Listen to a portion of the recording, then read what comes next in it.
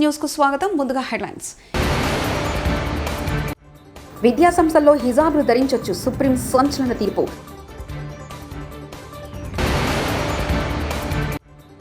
ఆదివాసీ మహిళలతో సీఎం చంద్రబాబు నృత్యం.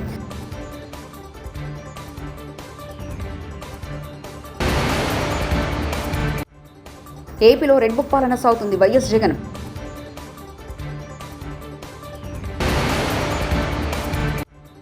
ప్రభుత్వ నిర్వహణతో నగర ప్రజలు తీవ్ర నష్టం, కేటీఆర్. కళాశాల క్యాంపస్లలో విద్యార్థులు హిజాబ్ను ధరించడాన్ని నిషేధిస్తూ ముంబైకి చెందిన ఓ ప్రైవేట్ కాలేజ్ ఇచ్చిన ఆదేశాలు సుప్రీంకోర్టులో తాత్కాలికంగా నిలిపివేసింది. హిజాబ్పై నిషేధం విధిస్తే మహిళా సాధికారత ఎలా సాధ్యపడుతుందని కళాశాల యాజమాన్యాన్ని కోర్టు ప్రశ్నించింది. ప్రపంచ ఆదివాసీ దినోత్సవం సందర్భంగా విజయవాడలోని తుమ్మలపల్లి కళాక్షేత్రంలో ఏపీ ప్రభుత్వం తరఫున వేడుకలు నిర్వహించారు. ఈ కార్యక్రమానికి సీఎం చంద్రబాబు ముఖ్య అతిథిగా హాజరయ్యారు. ఆదివాసీ మహిళలతో కలిసి సీఎం చంద్రబాబు నృత్యం చేశారు. అనంతరం డప్పు వాయించి గిరిజనుల్లో ఉత్సాహాన్ని నింపారు. ఫ్రీడమ్ ఫైటర్స్ కూడా ఇక్కడ ఆయన ఐడెంటిఫై చేశారు. మేజర్ గుడాలు స్పాట్ చేసి ఆయన ఐడెంటిఫై చేసి అక్కడ రాజేంద్ర పాలెంలో ఆయన మేజర్ గుడాలు అనేటువంటి షార్ట్ చేశారు. మ్యూజికల్ ఇన్స్ట్రుమెంట్స్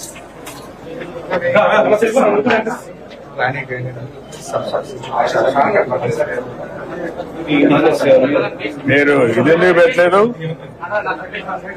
మనం తెలంగాణ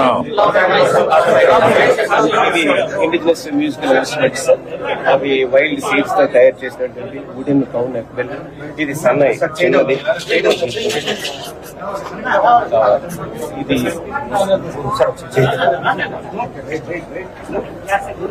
రణసింగ అంటారు సార్. పెద్ద పెద్ద ఫెస్టివల్ ఇదే మోడర్నైజేషన్ అంతా వేడకు కూడా వచ్చి వాళ్ళు కూడా అడాప్ట్ చేశారు. ప్లేన్ ఏరియాలో మాదిగా కూడా అదే పెట్టుకున్నారు సార్. ఇవి మన రామ్ గారు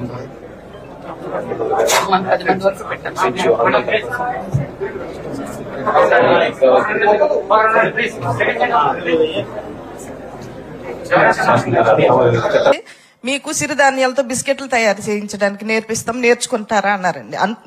మేము నేర్చుకున్నామండి. నేర్చుకుని హాస్టల్ పిల్లలకి స్నాక్స్ పెట్టేవాళ్ళమండి. మల్టీగ్రెయిన్ బిస్కెట్లతో స్నాక్స్ పెట్టేవాళ్ళమండి. అయితే గత ప్రభుత్వంలో ఈ హాస్టల్ పిల్లల స్నాక్స్ ఆపేశారండి. అయితే అయినా మేము దాన్ని వదిలేయకుండా దాన్ని అభివృద్ధి చెందిస్తూనే ఉన్నామండి. కాకపోతే ఇలా ఆపేసినందుకు మీరు మా మీద దయ ఉంచి మళ్ళీ మాకు అది అవకాశం ఇప్పించవలసిందిగా కోరుచున్నామండి. 100 మంది పనిచేస్తున్నామండి. అక్కడ 30 మందితో స్టార్ట్ చేస్తామండి. 100 మంది పనిచేస్తున్నామండి. అవునండి. మీరు పండించిన పంటేనా చిరుధాన్యాలు? అవునండి, తీసుకుంటున్నారా? మేము పండించిన పంటేనండి. రైతుల దగ్గర తీసుకుంటామండి, కొంత మేము పండించిన పంట తీసుకుంటామండి. రెండు కలిపి మీరు? కుక్కునూరులో కూడా మీకు మేము బిస్కెట్లు ఇచ్చామండి. ఇప్పుడు అరకులో కూడా ఇచ్చామండి బిస్కెట్లు మేము. ఇప్పుడు ప్రాసెస్ ఏమున్నాయి మీ దగ్గర? మేమున్న యూనిట్ ఎట్టుంది, ఎట్లా చేస్తున్నారు? మల్టీగ్రెయిన్ బిస్కెట్లు, జొన్న బిస్కెట్లు, రాగి బిస్కెట్లు. దానికి కావాల్సిన మెషినరీ ఎంత ఉందా? మిషనరీ అంతా ప్రభుత్వమే మాకు ఫ్రీగా ఇచ్చిందండి. ఎంత ఖర్చు పెట్టారు అప్పట్లో? అప్పట్లో మేమైతే ₹1 ఖర్చు పెట్టలేదండి. ట్రైనింగ్ ఇచ్చేసారు. ట్రైనింగ్ ఇచ్చిన తర్వాత మాజీ సీఎం వైసీపీ అధినేత వైఎస్ జగన్మోహన్ రెడ్డి ఏపీలో కూటమి ప్రభుత్వంపై సంచలన వ్యాఖ్యలు చేశారు. రాష్ట్రంలో రెడ్ బుక్ పాలన కొనసాగుతుందని ఆరోపించారు. రాష్ట్ర వ్యాప్తంగా రెడ్ బుక్ పాలన సాగిస్తున్నారు. ఊళ్ళల్లో ఆధిపత్యం కోసం వ్యవస్థలను భ్రష్టు ప్రశ్నిస్తున్నారు. రాడ్లు కత్తులతో గ్రామాల్లో దాడులు చేస్తున్నారు. ప్రజలకు మంచి చేయాలన్న ఆలోచన ప్రభుత్వానికి లేదు. రాష్ట్రంలో అరాచక పాలన సాగుతుంది. చంద్రబాబు మహిళలను మోసం చేశారు. ప్రతి విద్యార్థికి 15,000 ఇస్తానని చెప్పి చంద్రబాబు మోసం చేశారు. ఎన్నికల సమయంలో మాయమాటలు చెప్పారు. మన ప్రభుత్వమే ఉంటే ఇప్పటికీ అందరికీ రైతు భరోసా ఉండేదని వైఎస్ జగన్ అన్నారు. నంద్యాల జిల్లా సీతారామపురంలో మృతి చెందిన వైఎస్ఆర్సీపీ కార్యకర్త సుబ్బారాయుడు కుటుంబాన్ని పరామర్శించేందుకు వెళ్లారు. పరామర్శ అనంతరం మీడియాతో మాట్లాడారు. రైతులను మొదలు పెడితే రైతులను, చిన్న పిల్లలను, పెద్ద పిల్లలను, అక్కచెల్లెమ్మలను ప్రతి ఒక్కరిని కూడా మోసం చేసిన ఈ చంద్రబాబు ఏ ఒక్కరూ కూడా ప్రశ్నించకూడదు, ఏ ఒక్కరూ రోడ్ల మీదకి రాకూడదు, ఏ ఒక్కరూ చంద్రబాబు నాయుడు గారిని నిలదీయకూడదు అని రాష్ట్ర వ్యాప్తంగా రెడ్ బుక్ పాలన సాగిస్తా ఉన్నారు.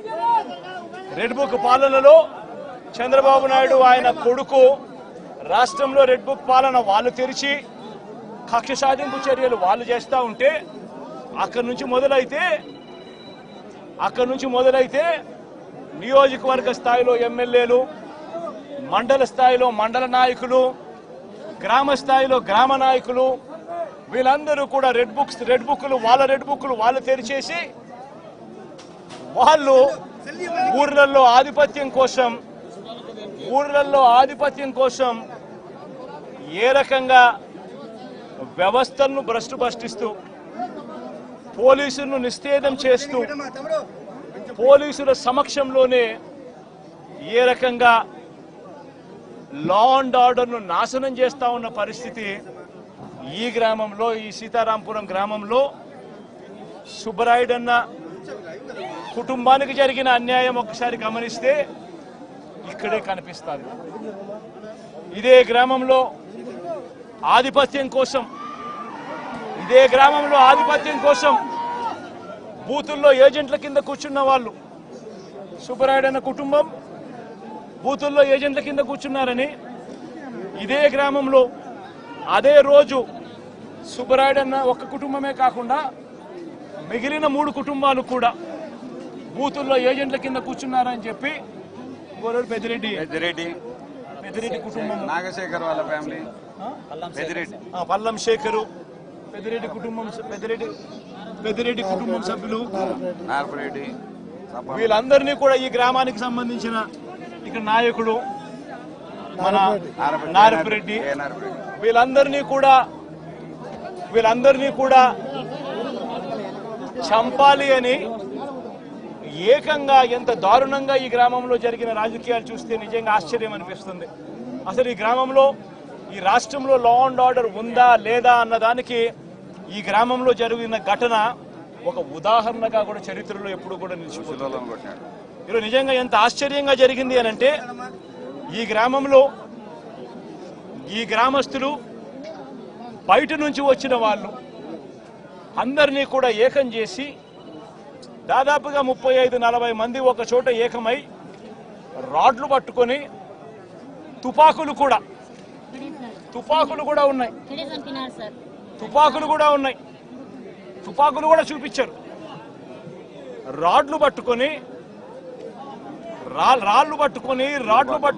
కర్రలు పట్టుకొని కత్తులు పట్టుకొని వాళ్ళ గ్రామానికి వాళ్ళంతా కూడా ఇక్కడ చేయడానికి, స్వైర విహారం చేయడానికి అందరూ కూడా ఏకమవుతా ఉంటే ఇదే గ్రామంలో నివాసం అంటా ఉన్న నారపురెడ్డి ఎస్ఐకి ఫోన్ చేసింది 9:30 గంటలకు ఫోన్ చేశాడు.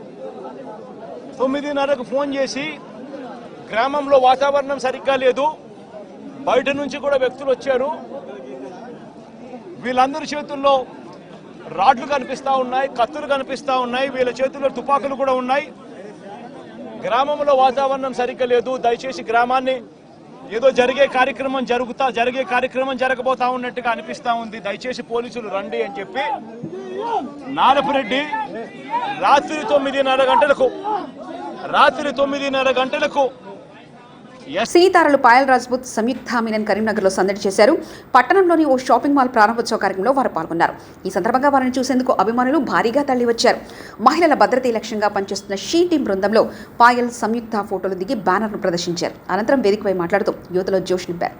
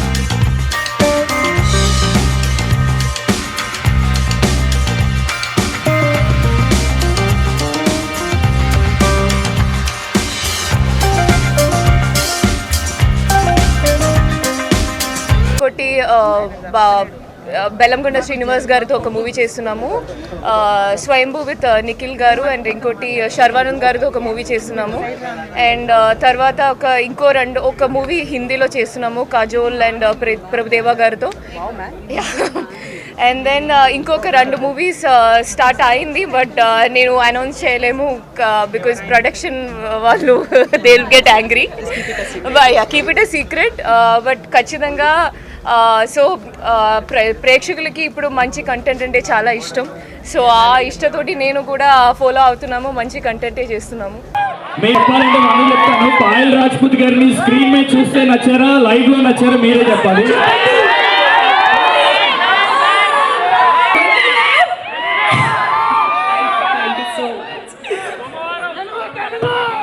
తెలుగు సో RX100 లో ఇందు నచ్చిందా और మంగళవారంలో శైలు నచ్చిందా? థ్యాంక్ యూ, ధన్యవాదాలు. బాగున్నారా? థ్యాంక్ యూ సో మచ్ అండి. యూనో మిమ్మల్ని చూసి నా my heart beat is going up because ఈ ప్రేమ కోసం ఇది ఎదురు చూసి నేను అసలు ఈ ఎనర్జీ చూడలేదు. రాష్ట్ర ప్రభుత్వంపై బీఆర్ఎస్ వర్కింగ్ ప్రెసిడెంట్ కేటీఆర్ తీవ్ర ఆగ్రహాన్ని వ్యక్తం చేశారు. శుక్రవారం మీడియాతో మాట్లాడుతూ రాష్ట్ర ప్రభుత్వం నిర్వాహకంతో హైదరాబాద్ నగర ప్రజలు తీవ్ర నష్టం జరుగుతుందన్నారు. హైదరాబాద్ నగర త్రాగునీటి అవసరాల కోసం సుంకిశాల ప్రాజెక్టును నిర్మించారని తెలిపారు. నల్గొండ రైతులు సాగునీటి అవసరాలు తీరకుండా హైదరాబాద్ నగరానికి సుంకిశీల నీళ్లను ఎట్లా తీసుకెళ్తారని ఆందోళన చేశారు. రైతులను ఒప్పించి చంద్రబాబు నాయుడు ప్రభుత్వం 90 మిలియన్ల గ్యాలన్ల నీళ్లను సుంకిశాల నుంచి నీళ్లను హైదరాబాద్ నగరానికి ఇచ్చారని గుర్తు చేశారు. ఆ తర్వాత రాజశేఖర్ రెడ్డి గారి హయాంలో 2-3 దశల్లో కృష్ణా ఫేజ్ 2, ఫేజ్ 3 అని పెట్టి 90 MGD చొప్పున మళ్ళీ ఒక 180 MGDని మళ్ళీ తెర మీదకి తీసుకొస్తే ఆ రోజు అప్పుడున్న పరిస్థితుల్లో రైతులు మళ్ళీ మాకు ఈ ప్రభుత్వం మీద నమ్మకం లేదు, మా తెలంగాణ వస్తుంది, వచ్చినాక ఆనాడు తీసుకుంటామని చెప్పి రైతులు ఆందోళన చేయడంతో మళ్ళీ వెనక్కిపోయింది. ఆ తర్వాత హైదరాబాద్ మహానగరం విస్తరిస్తూనే ఉంది గత దశాబ్దాలుగా. ముఖ్యంగా గత దశాబ్దంలో అయితే బ్రహ్మాండంగా విస్తరించింది. హైదరాబాద్ పెరుగుతున్న నీటి అవసరాలు, తాగునీటి అవసరాలను దృష్టిలో పెట్టుకొని పెద్దలు కేసీఆర్ గారు మరి ఒకవైపు వాయువేగంతో సాగునీటి ప్రాజెక్టులు కడుతూ రైతుల్లో ఒక విశ్వాసాన్ని నింపి కృష్ణానది మీద అటు పైన మనకు తుమ్మిళ్ళ కావచ్చు, ఇంకా ఇతర పథకాలు కావచ్చు, అదేవిధంగా పెండింగ్లో ఉన్న కల్వకుర్తి, నెట్టెంపాడు, భీమా ప్రాజెక్టులన్నింటినీ వాయువేగంతో పూర్తి చేయడం కావచ్చు, అదేవిధంగా మళ్ళీ సీతారామ లాంటి ప్రాజెక్టు ఖమ్మం జిల్లాలో కావచ్చు, అదేవిధంగా కాళేశ్వరం కావచ్చు, ఇవన్నీ ఏకకాలంలో తీసుకోవడంతో రాష్ట్రంలోని రైతుల్లో కాన్ఫిడెన్స్ వచ్చింది. మా సాగునీటికి డోకా లేదు, మా సాగునీటి అవసరాలకు ఇబ్బంది లేదు, కాబట్టి మంచినీరు ఎక్కడి నుంచైనా తీసుకోవడానికి ఏ అభ్యంతరము లేదని చెప్పి రైతుల్లో ఒక విశ్వాసం నింపిన తర్వాత మేము మా ప్రభుత్వంలో ఈ సుంకిశాల అనే ప్రాజెక్టును మళ్ళీ తిరిగి పునరుజ్జీవం చేసి మర్చిపోయిన ప్రాజెక్టును, మరుగునబడ్డ ప్రాజెక్టును మళ్ళీ తెర ముందుకు తీసుకొని రావడం జరిగింది. ఒక్క మాట ఇక్కడ మీకు అర్థం కావాలి అంటే, ఇప్పుడే నేను చెప్పిన ఎలిమినేటి మాధవరెడ్డి ప్రాజెక్టు AMRP ద్వారా నీటిని ఎత్తిపోయాలంటే నాగార్జున సాగర్లో 510 అడుగులు ఆ పైన నీరు ఉంటేనే ఆ నీళ్ళు లిఫ్టింగ్ సాధ్యమవుతుంది. సుంకిశాల విషయంలో మేము తీసుకున్న నిర్ణయం ఏంటి అంటే 510 ఉంటేనే, 510 హైట్ ఉంటేనే, 510 ఫీట్ ఉంటేనే AMRP లిఫ్టింగ్ స్టార్ట్ అవుతుంది. కానీ సుంకిశాల విషయంలో మేము తీసుకున్న నిర్ణయం ఏంటి?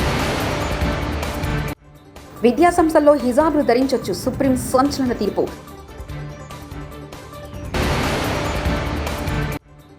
ఆదివాసీ మహిళలతో సీఎం చంద్రబాబు నృత్యం.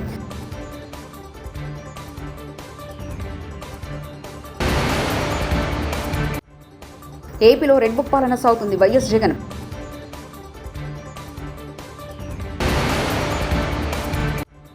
ప్రభుత్వ నిర్వహణతో నగర ప్రజల తీవ్ర నష్టం, కేటీఆర్. ఇవి బులెటిన్ విశేషాలు.